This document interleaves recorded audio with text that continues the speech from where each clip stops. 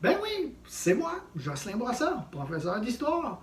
Alors, toujours, module 6, secondaire 2, la reconnaissance des libertés et des droits civils. Alors, nous y allons avec la montée en puissance de l'Allemagne et cette montée en puissance-là est attribuée à un homme, Adolf Hitler. Nous allons tout d'abord commencer par un peu situer c'est qui le personnage et sa jeunesse à lui.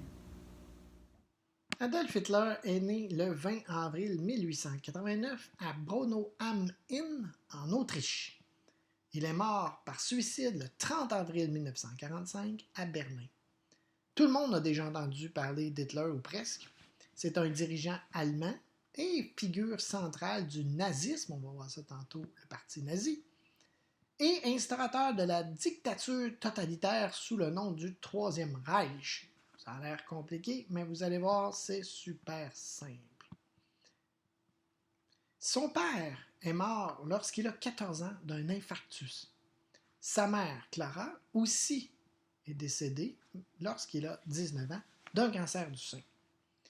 Il devient donc orphelin relativement jeune. Il se présente à l'Académie des Beaux-Arts de Vienne la même année, Vienne, capitale de l'Autriche. Mais son travail a été jugé insuffisant. Il n'osera pas le dire à sa mère lorsqu'il a été à son chevet et lorsqu'elle était pour mourir.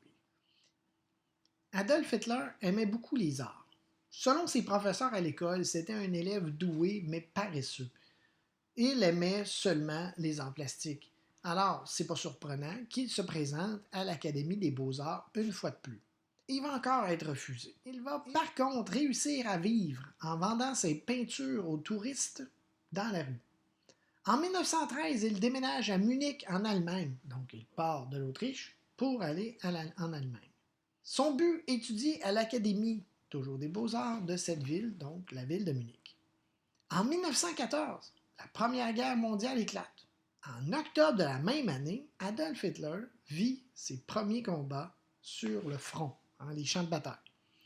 Il est devenu estafette. Qu'est-ce qu'un estafette? Il devait faire la livraison et la liaison des messages dans les tranchées.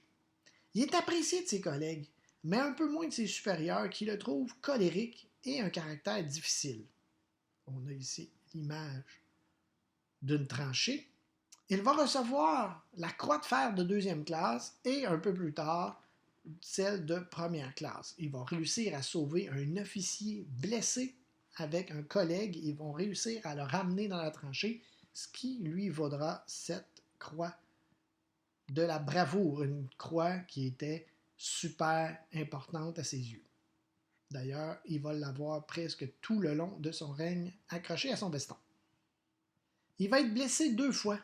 Une fois en 1916 par un obus à la cuisse dans une tranchée et une deuxième fois en 1918, au début octobre, par un gaz qui l'avait rendu temporairement aveugle. C'était une grenade de gaz qui a été projetée, ça a touché ses yeux, ça lui a fait super mal, il était aveugle temporairement. On l'a emmené dans un hôpital militaire pour le soigner. Il voulait absolument retourner au front. Par contre, il n'aura pas le temps d'y retourner. Parce que, en novembre, le 11 novembre 1918, c'est sur son lit d'hôpital qu'il va apprendre la capitulation de l'Allemagne. Capitulation qui signifie fin de la guerre. Il a attribué cette défaite aux Alliés, donc les Américains, Britanniques, Français et Russes, et aussi les Canadiens français, les Canadiens anglais aussi, mais nous, en tant que Québécois, on a aussi participé à cette guerre.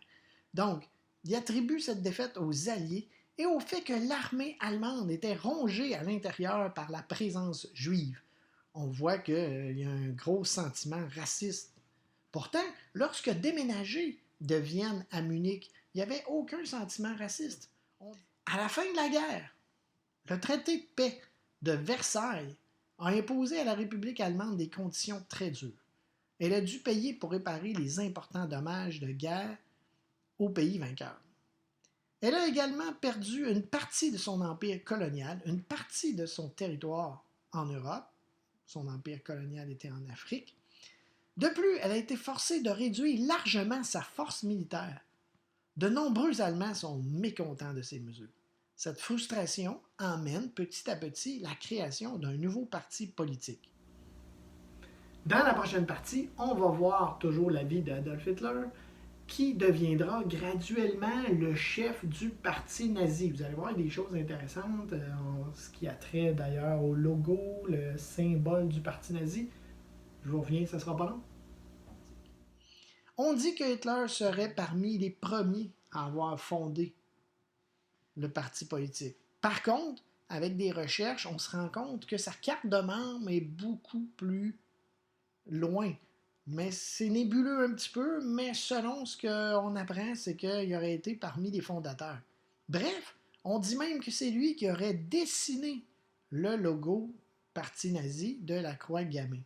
C'est en 1920 que le Parti national socialiste des travailleurs va être fondé. En allemand, on voit que c'est pas facile à prononcer, Nationalsozialistische Deutsche Arbeiterpartei. Probablement que je ne le dis pas comme il faut.